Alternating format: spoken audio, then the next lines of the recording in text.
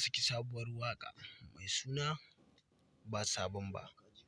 Jama'a assalamu alaikum, barkanmu da sake saduwa da mu da kuke a kowane lokaci. Hausa Face TV, muna roƙonka in kai baƙo ne a cikin wannan channel ɗin tamu mai albarka.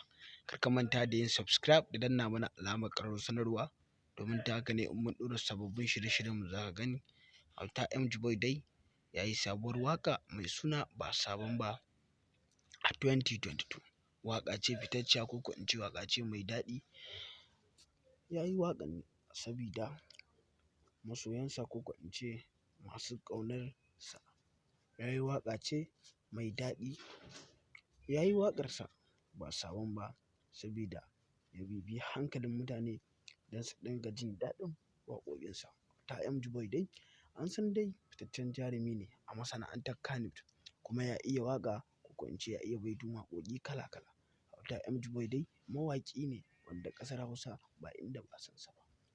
In kana neman wannan waƙa ta Auta MG Boy, kar ka manta da shiga YouTube channel ɗin Auta MG Boy, ka yi subscribe, sannan ka danna alamar ƙararrawar sanarwa, domin ta haka ne in ya ɗora sabon shirye-shiryensa za ku gani.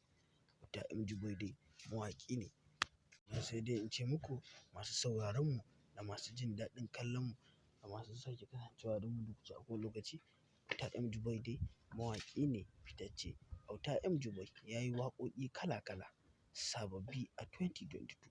Ya yi waƙoƙinsa sabida masoyansa su ji gaba da jin daɗin kallon waƙoƙinsa.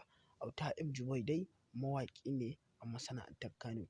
Mun gode da sake kasancewa da mu da kuke a kowane lokaci. Hausa Face TV, kar ka manta da yin subscribe, danna alamar ƙararrawar sanarwa, domin ta haka ne in mun ɗora sababbin shirye-shiryen mu za ka gani. Mun gode.